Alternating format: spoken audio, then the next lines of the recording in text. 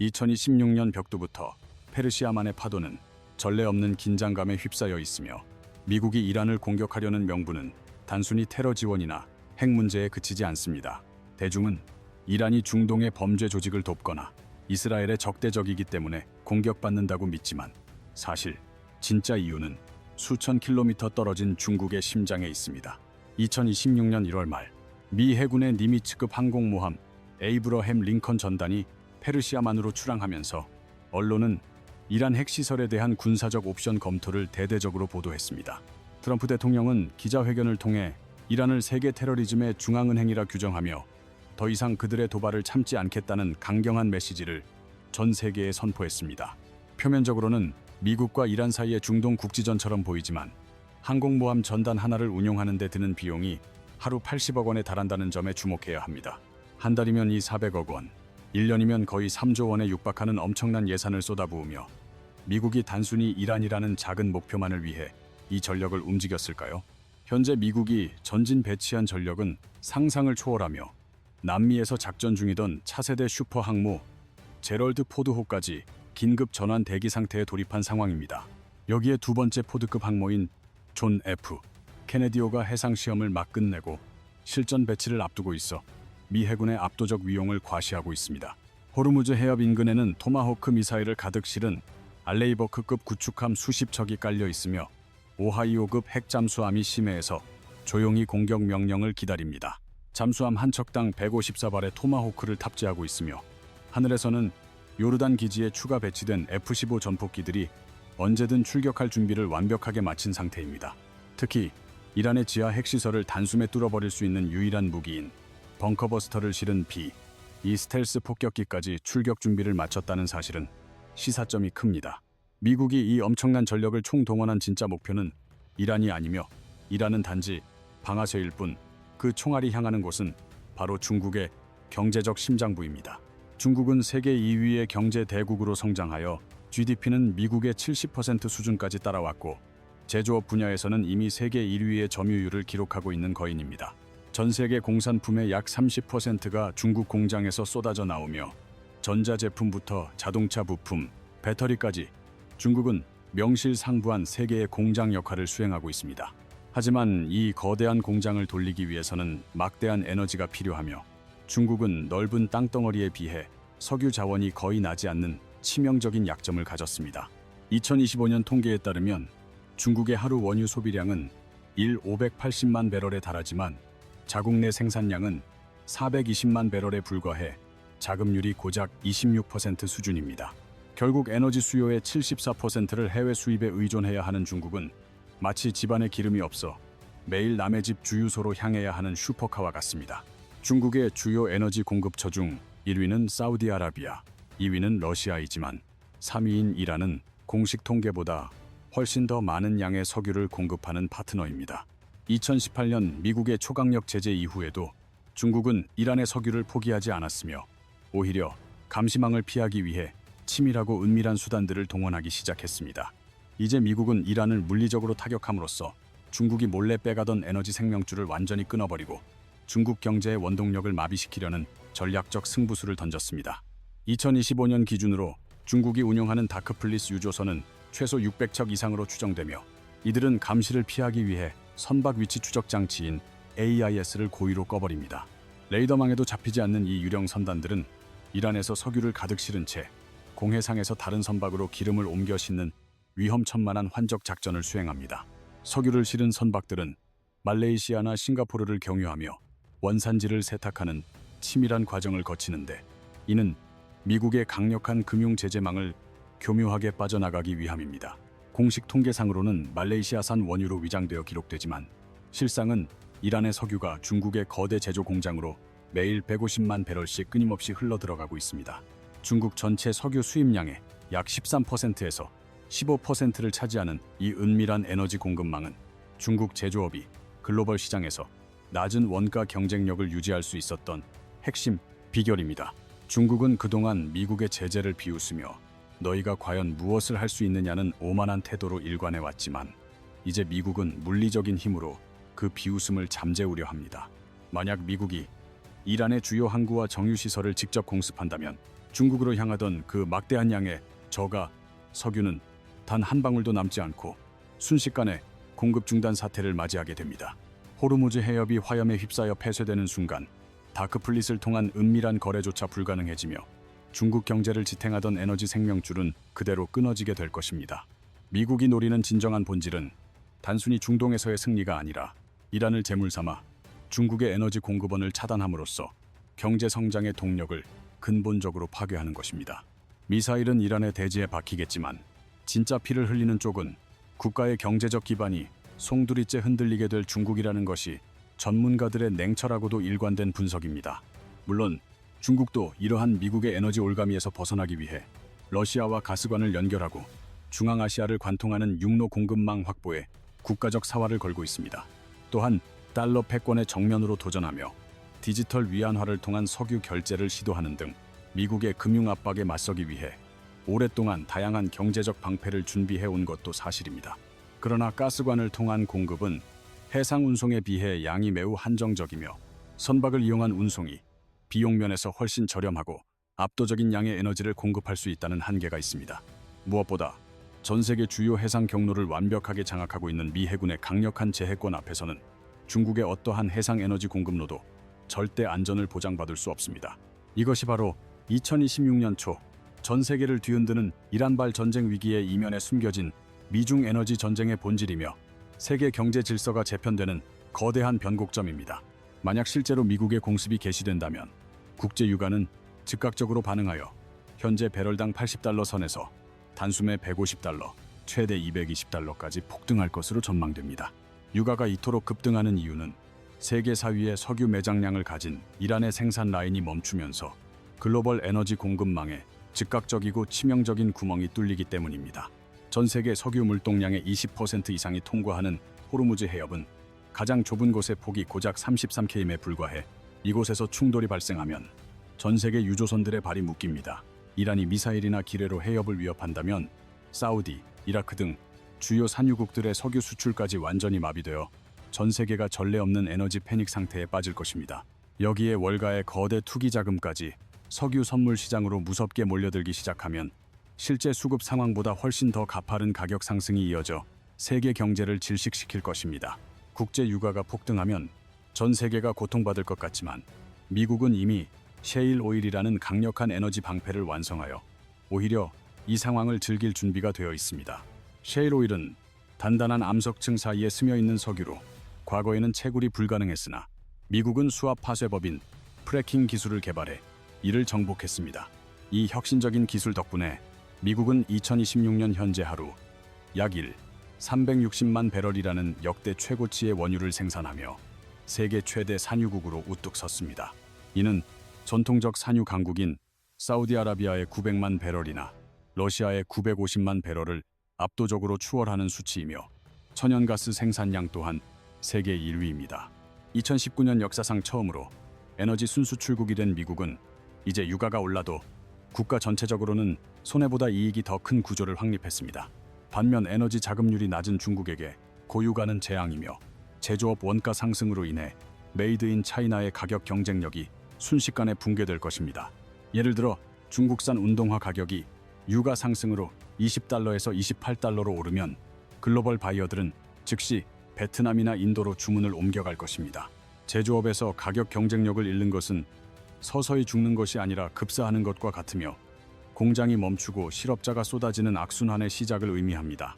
미국은 바로 이 점을 노려 미사일이 아닌 유가라는 보이지 않는 무기로 중국 경제의 심장을 멈추려 하지만 트럼프 행정부 내부에도 거대한 위기가 존재합니다. 2026년 초 미국 정치판을 뒤흔든 첫 번째 대형 스캔들은 억만장자, 성범죄자 제프리 앱스타인의 추가 파일 공개 사건입니다. 2025년 말 트럼프 대통령이 파일 공개법에 서명한 후 2026년 1월에 공개된 문서에는 현직 정치인과 기업인 등 충격적인 이름들이 대거 포함되었습니다. 비록 이름이 있다고 해서 모두 범죄자는 아니라는 반론이 있으나 성난 여론은 의회 청문회와 특검 임명을 강력하게 압박하고 있는 상황입니다.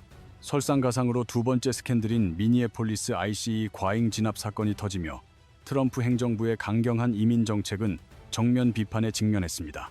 이민세관 단속국 요원들이 무고한 미국 시민권자 르메굿을 불법 체류자로 오인해 체포하는 과정에서 사망에 이르게 한 비극적인 사건이 발생한 것입니다. 이 사건은 2020년 조지 플로이드 사건의 기억을 되살려냈고 미니애폴리스 거리에는 다시금 트럼프 탄핵과 ICE 해체를 외치는 시위대가 쏟아져 나왔습니다. 이러한 국내적 위기 속에서 갑작스럽게 논의되는 이란 군사 옵션은 대중의 시선을 돌리기 위한 전형적인 정치적 수법이 아니냐는 의심을 사기에 충분합니다. 정치학에서는 이를 대떠, to wag the dog이라 부르며 국내 정치 위기를 덮기 위해 대외 전쟁이나 군사 행동을 일으키는 주객전도의 상황을 비유합니다. 실제로 1998년 빌 클린턴 대통령도 성추문 스캔들로 탄핵 위기에 처했을 당시 수단과 아프가니스탄의 미사일 공습을 단행하여 같은 의혹을 받은 바 있습니다. 트럼프 대통령이 본인이 직접 공개를 약속했던 앱스타인 파일임에도 불구하고 공개된 문서 상당수가 검은색으로 지워져 있다는 점은 의구심을 더합니다. 국가 안보라는 이유로 핵심 내용이 삭제된 채 공개된 타이밍이 공교롭게도 이란 긴장 고조와 맞물려 있다는 사실은 우리를 더욱 냉정하게 만듭니다. 만약 미국이 이란을 실제로 공습한다면 중국 경제 붕괴의 첫 번째 단계인 하루 150만 배럴 이상의 원유 공급이 즉각 중단될 것입니다. 사우디나 이라크는 이미 기존 계약으로 생산량이 묶여 있어 중국의 빈자리를 채워줄 수 없으며 러시아 또한 생산 한계에 도달한 상황입니다. 원유 수급이 타이트해지며 발생하는 에너지 비용의 폭등은 중국 제조업의 원가 경쟁력을 파괴하여 글로벌 공급망에서 중국을 밀어낼 것입니다. 식료품과 생필품 가격이 통제 불능으로 치솟는 하이퍼 인플레이션은 14억 중국 인민의 실질 구매력을 바닥나게 만들어 내수 시장을 위축시킵니다. 경제 위기 조짐에 투자자들이 자금을 회수하면 위안화 가치는 달러당 8.5위안까지 폭락하며 수입 물가를 더욱 부추기는 악순환에 빠지게 됩니다. 결국 2030년까지 미국 GDP를 추월하겠다는 중국의 패권 도전은 좌절될 것이며 위안화의 기축 통화 꿈 또한 신뢰도 하락으로 물 건너가게 됩니다. 이처럼 이란은 방아쇠, 육아는 총알, 그리고 중국은 관역이라는 이 잔혹한 지정학적 구조를 이해해야만 현재 벌어지는 사건의 본질이 보입니다. 이는 2026년 미국 국방 전략의 핵심인 통합 억제의 일환으로 군사력뿐만 아니라 경제와 금융을 모두 무기화하여 상대를 옥죄는 전략입니다. 단순한 공습이 아니라 유가 폭등과 위안화 흔들기, 공급망 재편까지 모든 과정이 하나의 거대한 연쇄작전으로 정밀하게 설계되어 있는 것입니다. 2026 NDS 문서는 러시아보다 중국을 미국이 직면한 가장 포괄적이고 심각한 도전이자 장기전의 진정한 상대로 명시하고 있습니다. 미국은 셰일이라는 튼튼한 방패를 완성한 채 이란 공습이라는 칼을 들었으며 중국은 이 칼날을 아무런 방패 없이 맨몸으로 맞아야 하는 처지입니다.